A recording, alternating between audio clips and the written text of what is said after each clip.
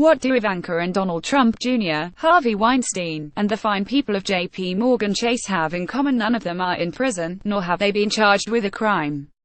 That's not because they haven't done things that seem to be potentially criminal. It's because in America, it's better to be rich than innocent.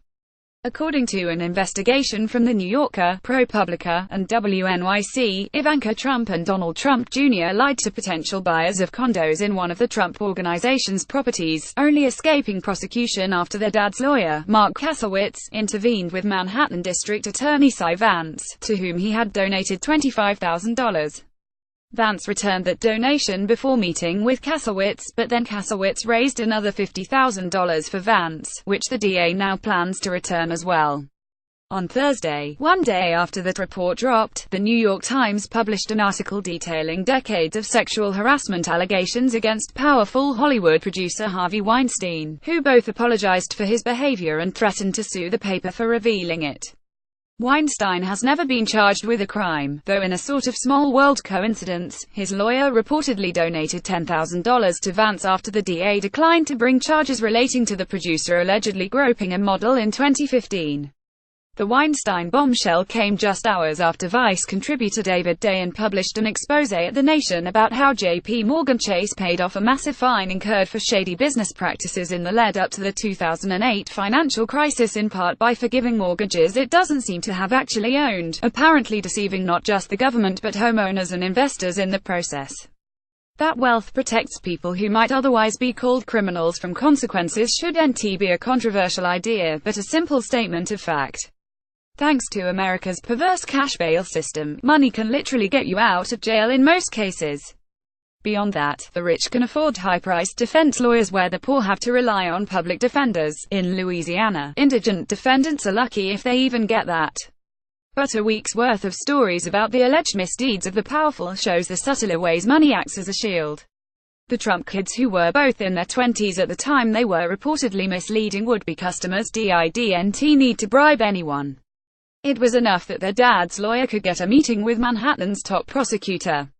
Weinstein's behavior, an open secret in his industry for years, was never reported on, in part because, like other powerful people, he was able to pay settlements to accusers in order to keep them silent.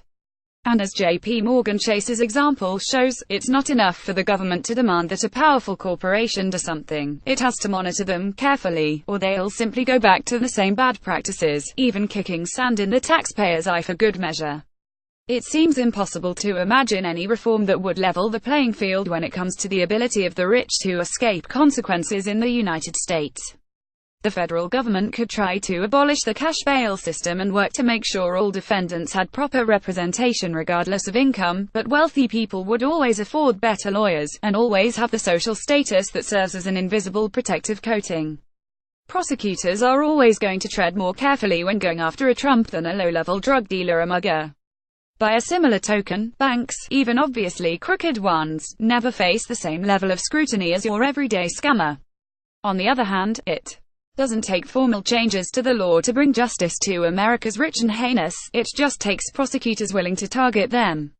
In his book The Chicken Shit Club, journalist Jesse Isinger documented how the U.S. Justice Department has moved away from prosecuting corporate criminals instead of jail time for misdeeds. Executives like J.P. Morgan Chase CEO Jamie Dimon face fines and a few days of bad press, at most.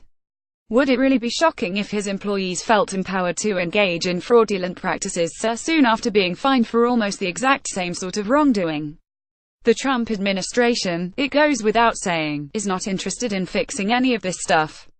Donald Trump himself sent $25,000 through his charity to Florida District Attorney Pam Bondi while she was in a position to level charges against Trump University, which took thousands in tuition from students and offered little in return.